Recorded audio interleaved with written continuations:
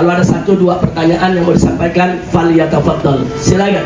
Bagaimana cara antum membedah suatu permasalahan, menjelaskan kepada umat sehingga kita setiap melihat antum berbicara itu, satu, kita mudah untuk memahaminya, dan kita pun betul-betul semangat untuk menerapkan. Karena terkadang kita melihat penceramah senang, suka, selesai bubar lupa. Apalagi sudah kelilit ekonomi, membayar utang, lupa.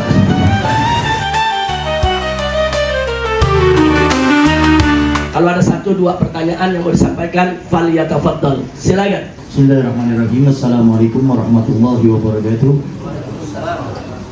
Sebelumnya Al-Fagir berterima kasih atas dipersilakan untuk bertanya.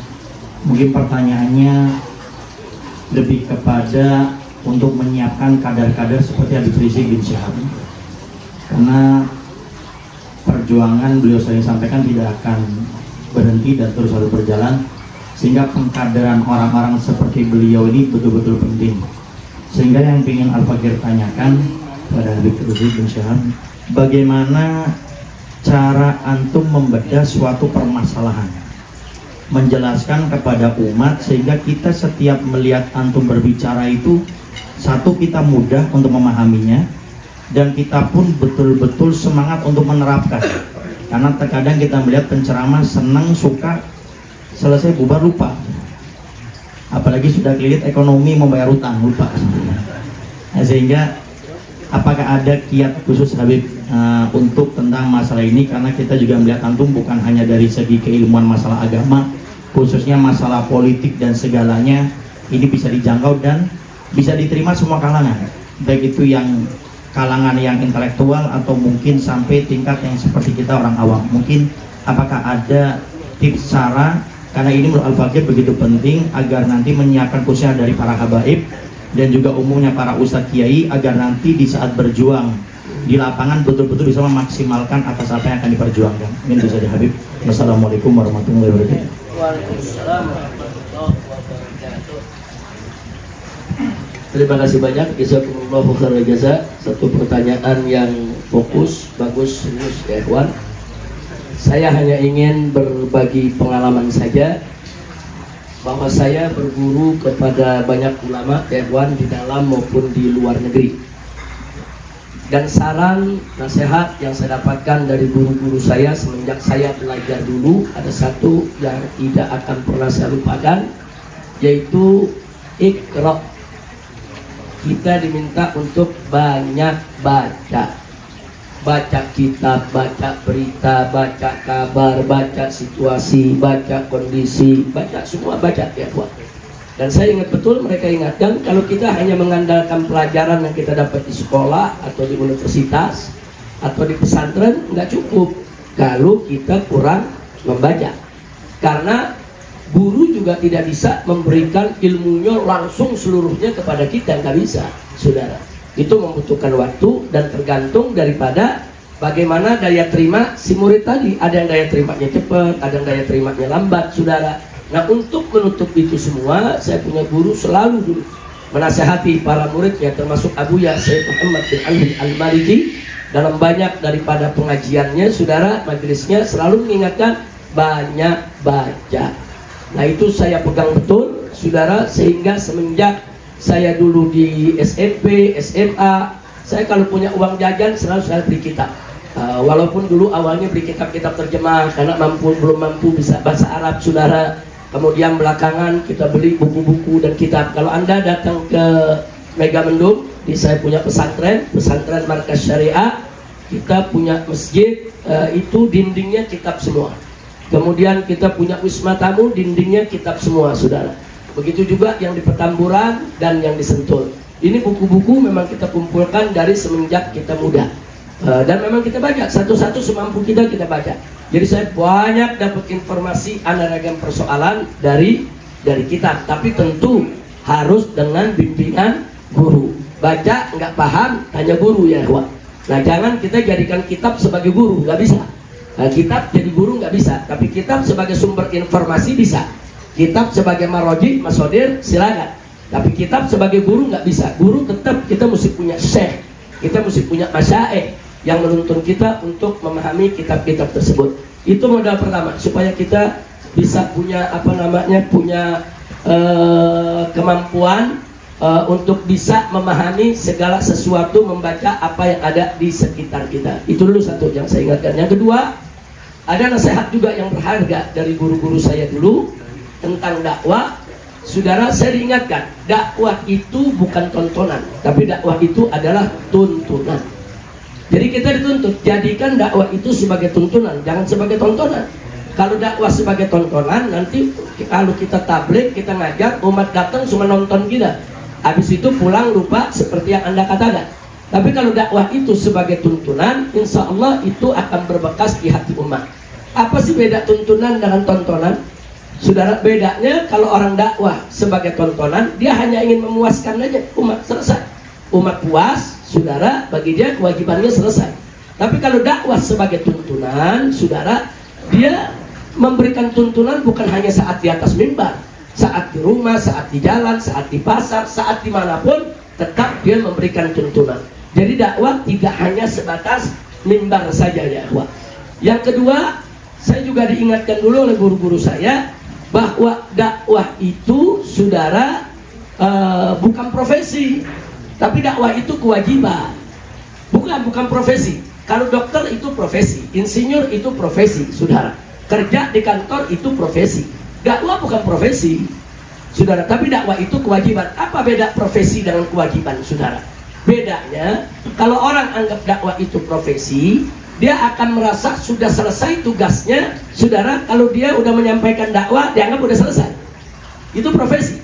Dokter kerja di rumah sakit dari jam 8 pagi sampai jam 4 sore, itu profesi dia. Masuk ke rumah sakit, kerja jam 4 sore, pulang, selesai profesinya, saudara. Dai nggak begitu. Dai pagi, siang, sore, atau malam dia berceramah depan umat, menyampaikan dakwah. Begitu pulang, tetap dia harus lanjutkan dakwahnya. Dakwah kepada dirinya, dakwah kepada istrinya, dakwah kepada keluarganya, saudara. Karena dakwah bukan profesi. Nah, jadi nggak ada tuh, oh dakwah itu cukup dari jam 7 sampai jam 8 aja. Nggak ada, nggak bisa, saudara. Jadi dakwah sekali lagi bukan profesi, tapi dakwah adalah kewajiban. Kalau profesi ada jam waktunya, saudara, ada tenggang waktunya. Tapi kalau dakwah 24 jam seumur hidup tiada hentinya. Yang terakhir, saya ingat amanat daripada saya punya guru, saudara. Dakwah itu adalah pengorbanan, bukan bisnis perdagangan. Nah, ini juga penting, saudara. Nah, kenapa? Ini penting, saudara, tidak sedikit, maaf, tidak sedikit di zaman kita sekarang ini, dakwah dijadikan bisnis. Sebelum salah paham, saya jelaskan, bukan dakwah nggak boleh berbisnis, bukan berbisnis nggak boleh dakwah, bukan. Dakwah sambil berbisnis silakan, saudara. Berdakwah sambil mau jual kain, jual minyak wangi, saudara, mau jual baju koko, silakan. Atau orang berbisnis, saudara, sambil berdakwah, silakan. Yang saya maksudkan di sini dakwah bukan bisnis perdagangan, jangan dakwahnya yang dibisniskan, saudara. Nah, contoh membisniskan dakwah, ada orang ngundang minta DP dulu.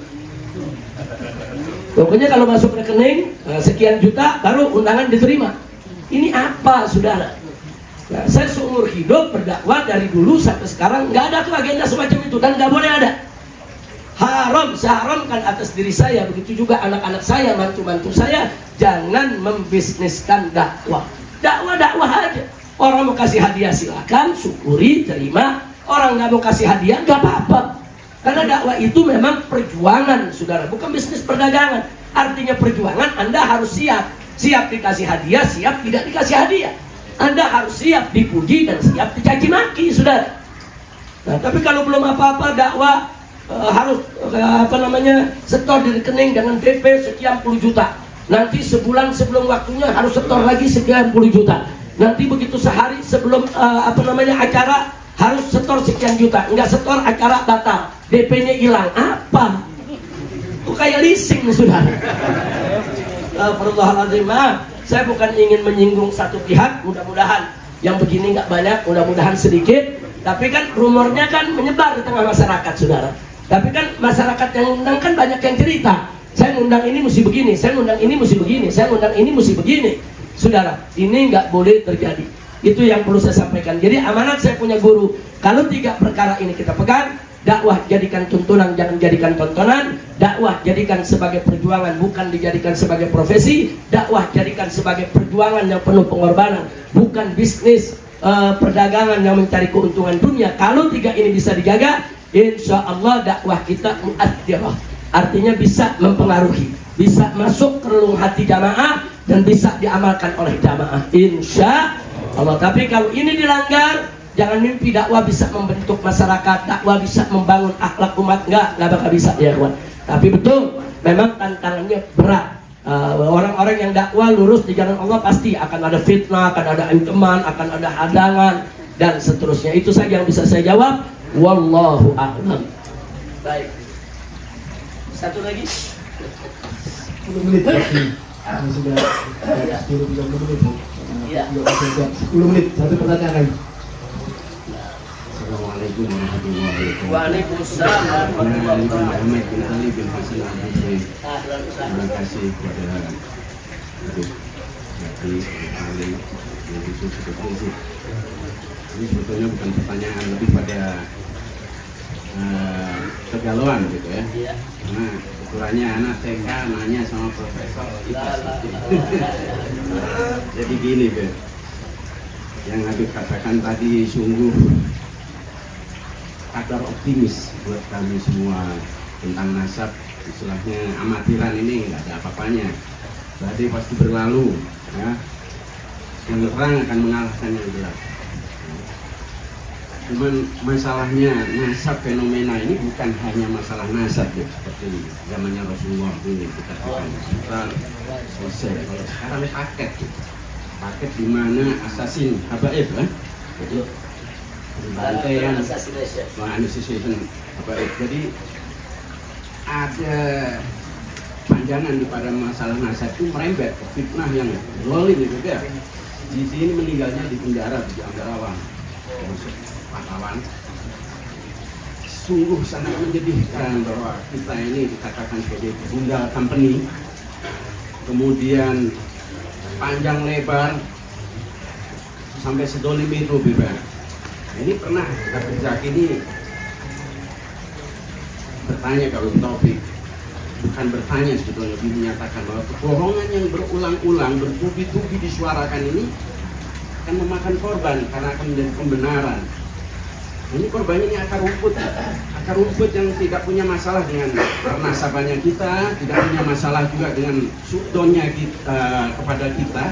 Mendengarkan berita-berita tentang bagaimana Habib-Habib, datuk-datuk kita ini dikatakan sebagai anteknya company, bahkan lebih jahat lagi kuburan-kuburan dibongkar, diganti namanya. Ini bagaimana, Bib? Itu aja dari Al-Fakir mengingat waktu yang sangat singkat. Assalamualaikum warahmatullahi wabarakatuh. Waalaikumsalam warahmatullahi wabarakatuh. Jazakumullah khairan jazaa. Luar biasa. Ini pertanyaan juga sangat bagus, fokus serius yang memang tadi belum sempat kita bahas ya, Wan. Sebetulnya yang disampaikan Habib kita tadi itu termasuk fitnah nasab. Bagian daripada untuk memfitnah nasab Ba'alwi ini, saudara, targetnya adalah karakter assassination, pembunuhan karakter. Di antaranya adalah dengan menebar fitnah terhadap ulama-ulama kita. Saudara, betul yang disampaikan tadi, contoh seperti Habib Utsman bin Yahya umpamanya dituduh sebagai anti-company, saudara, budaknya penjajah dan seterusnya. Sebetulnya ini sudah saya jawab panjang lebar di beberapa majelis, saudara. Terakhir saya jawab di Masjid Asy-Syafi'iyah di Jakarta, karena kebetulan saat itu banyak kiai-kiai Betawi hadir. Ada ratusan kiai Betawi, ulama Betawi hadir. Saya jelaskan persoalan itu. Nah, kenapa saya ambil itu sebagai kesempatan emas? Karena kiai-kiai Betawi ini, guru-guru mereka hampir semua adalah murid Habib Utsman bin Yahya. Habib Utsman bin Yahya itu murid-muridnya di Jakarta banyak sekali sudah. Seperti kita lihat ada Tuan Guru Mugni yang di Kuningan, yang ada masjidnya tuh di Jalan Raya Protokol Gatot Subroto, saudara, Esparman. Kemudian ada lagi Tuan Guru Mujtaba, yaitu dari Jatinegara. Tuan Guru Marzuki dari Klender, saudara. Jadi banyak sekali tuan-tuan guru yang semuanya nasab keilmuannya itu dari Habib Utsman bin Yahya, saudara. Bahkan beberapa ulama-ulama besar di Purwakarta, saudara, di Banten juga berguru kepada Habib Utsman bin Yahya. Yang kemudian akhirnya kiai-kiai Banten ini berguru kepada gurunya, gurunya ini rata-rata semua saudara murid Habib Utsman bin Yahya nasabnya. Dan di Jakarta dan sekitarnya, jadi Jabodetabek, kitab-kitab Habib Utsman sampai saat ini masih dipakai, kitab sifat 20 umpamanya, atau kitab Manhajul Istiqamah dan kitab-kitab yang lainnya, saudara. Nah, jadi sekali lagi saya gunakan kesempatan itu untuk mengajak kiai-kiai Betawi jangan diam. Kalau Anda punya guru diserang, Anda punya guru difitnah, jangan cuma Mbak Alwi yang jawab, jangan cuma Habaib aja yang jawab. Mereka juga punya kepentingan untuk membela nama baik guru mereka. Baik, singkat saja saya mau sampaikan apa yang disampaikan oleh Habibana tadi, ya ikhwan. Jawabnya sebetulnya singkat. Kalau Habib Utsman bin Yahya karena kedekatannya dengan pemerintah Hindia Belanda kemudian disebut Antek Belanda, lalu bagaimana jenderal-jenderal kita yang menjadi pemimpin di negeri ini yang dulu masuk jadi anggota KENIL, termasuk Pak Harto. Pak Harto itu dulu sebelum kita merdeka itu masuk KENIL. Apa itu KENIL? KENIL itu, saudara, tentara pribumi yang dibentuk oleh Belanda untuk menjaga keamanan. Nah, apa kita mau bilang mereka ini semua antek Belanda? Apa kita mau bilang mereka semua budak Belanda? Apa kita mau fitnah itu Pak Harto kita sebut antek Belanda? Nggak bisa, saudara. Lalu kalau pertanyaannya, kenapa para jenderal tadi kok rame-rame pada ikut saudara ke KENIL jadi tentara Belanda, saudara? Jawabnya, ini bagian dari strategi perang. Saat itu para pejuang kita kemampuan tempur nggak punya, senjata nggak ada. Terus bagaimana mau lawan Belanda, saudara? Ratusan tahun kita lawan dengan bambu runcing, nggak menang-menang kok. Nah, artinya harus ada cara lain. Makanya pemuda-pemuda kita masuk jadi KENIL. Di KENIL mereka diajarkan bertempur, diajarkan strategi, diajarkan pakai senjata, dan diberi senjata, saudara. Nah, begitu masuk kepada proses perjuangan kemerdekaan Indonesia, mereka rame-rame berbalik lawan Belanda. Nah, itu yang terjadi. Bagaimana Pak Harto umpamanya melakukan serangan Maret, saudara, di Semarang, perang tempur lawan Belanda. Padahal dulunya Pak Harto masuk KENIL. Nah, ini kan berarti strategi. Dulu kita belum punya kekuatan, nggak ada senjata, kemampuan tempur kurang, saudara. Masuk dulu ke lingkungan musuh, gunakan ilmu musuh, strategi musuh, senjata musuh untuk menghantam musuh. Saya mau tanya, yang begini pengkhianat bukan? Bukan dong. Yang begini antek bukan?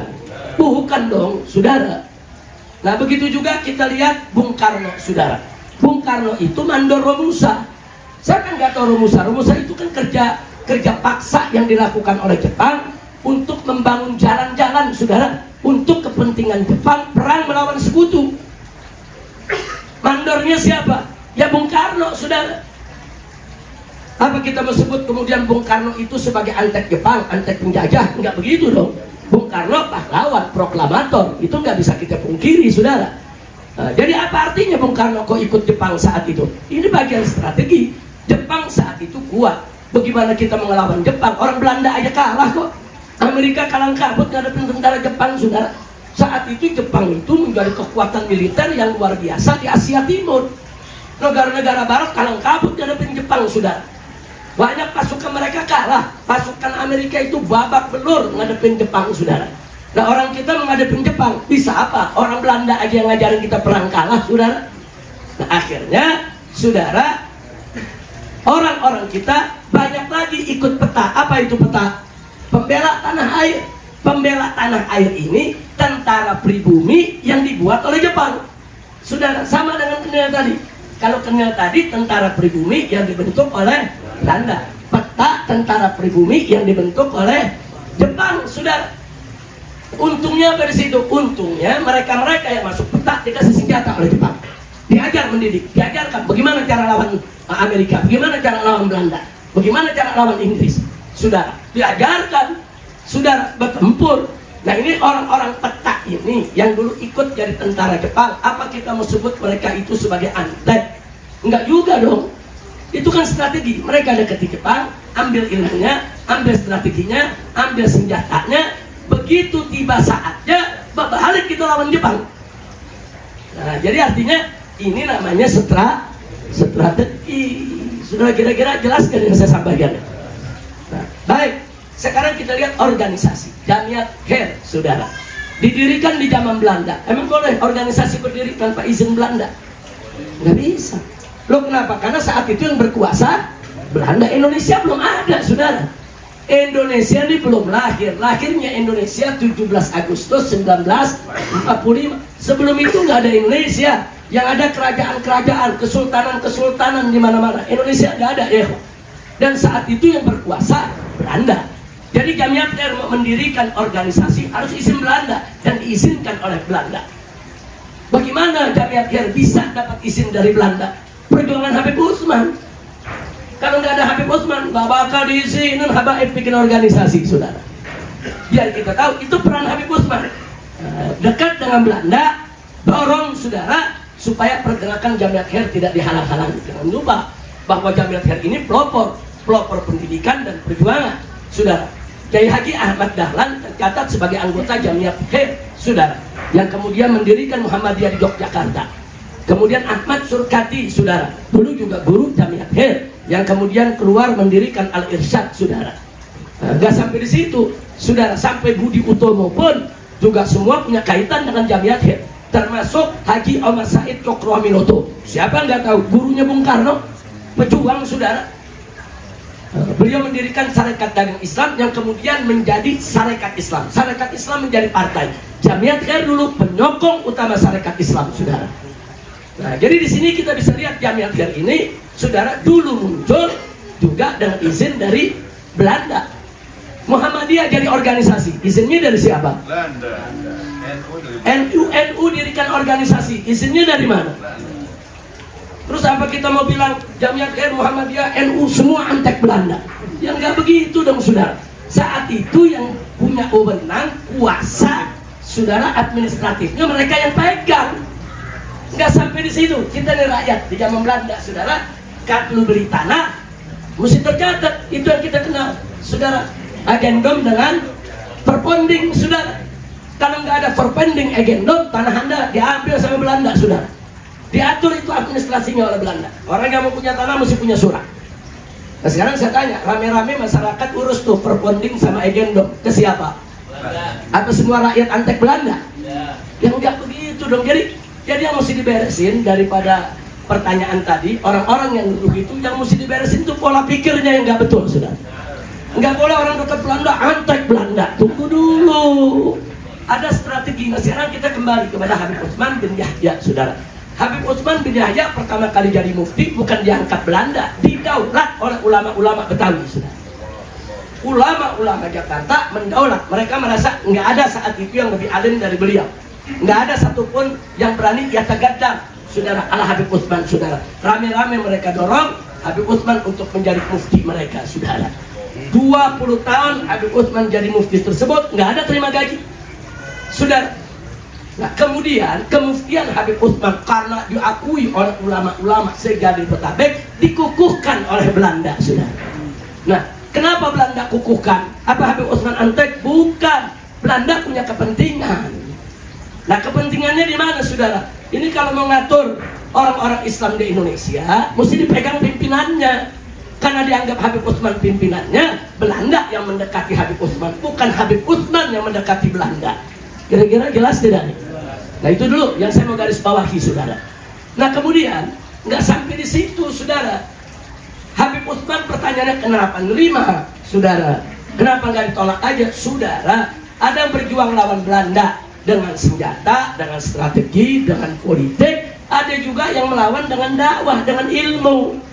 Kan Allah sendiri yang membagi tugas kita, saudara. Jangan sampai semua orang pergi berjihad, tapi harus ada yang yatafaqahu fiddin, harus ada yang mendalami ilmu agama. Habib Utsman dari umur 18 tahun berangkat belajar, saudara, keliling dunia, saudara, selama puluhan tahun. Nah, terakhir begitu balik mencoba menyebar ilmunya di Jakarta, saudara. Nah, jadi kemampuan Habib Utsman memang di bidang keilmuan, bukan di bidang pegang senjata. Dan lagi pula saat Habib Utsman menjadi mufti, saudara, umurnya sudah cukup lanjut, udah nggak bisa pegang senjata lagi, saudara. Tapi harus ada maslahat umat yang dijaga. Contoh, Belanda melarang umat Islam untuk melakukan ibadah haji. Habib Utsman marah. Habib Utsman datang ke pemerintah Belanda, nggak bisa begini. Kenapa harus dilarang bikin haji? Nah, setelah diperjuangkan Habib Utsman, nggak dilarang lagi kita bikin haji, saudara. Nggak sampai di situ. Bahkan Habib Utsman meminta supaya orang Islam di Indonesia pengadilannya pakai hukum Islam. Jangan pakai hukum sipil, hukum yang dibuat oleh Belanda. Setelah perdebatan diterima oleh Belanda, saudara, tapi hanya dalam urusan perdata, dalam urusan perkawinan, dalam urusan perceraian, wasiat, hibah, saudara, infak yang begitu-begitu diterima oleh Belanda. Artinya apa? Artinya Habib Utsman bin Yahya memanfaatkan kekuasaan Belanda untuk menjaga umat Islam jangan sampai dalam soal perdata pakai hukum kafir. Dan hukum yang disusun oleh Habib Utsman sampai hari ini masih dipakai oleh negara ini dalam KHI, saudara. Kompilasi hukum Islam yang dipakai oleh pemerintah Indonesia sampai saat ini sebagian besar dari fatwa Habib Utsman bin Yahya. Berarti Habib Utsman bin Yahya menyelamatkan maslahat umat, saudara. Coba kalau Belanda yang ngatur soal perkawinan kita, kan kacau. Nggak sampai di situ. Akhirnya Belanda memperkayakan ke Habib Utsman untuk menentukan awal Ramadan, untuk menentukan awal Idul Fitri, dan untuk menentukan Idul Adha, saudara. Jadi Belanda kalau ada urusan Idul Fitri, Habib Utsman yang fatwai. Semua nurut.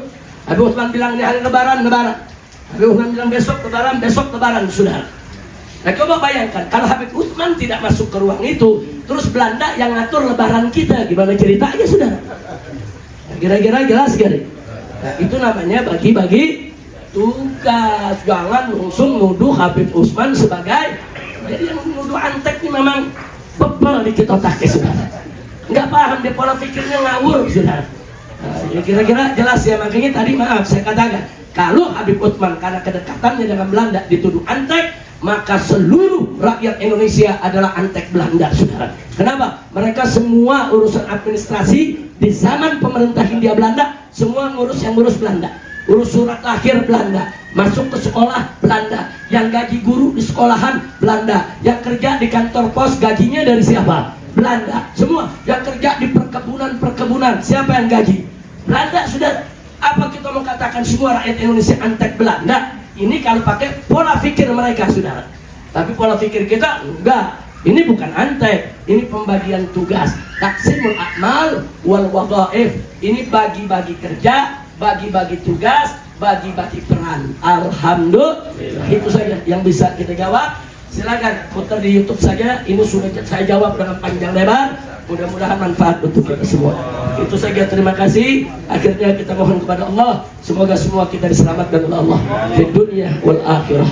Sirul Fatihah.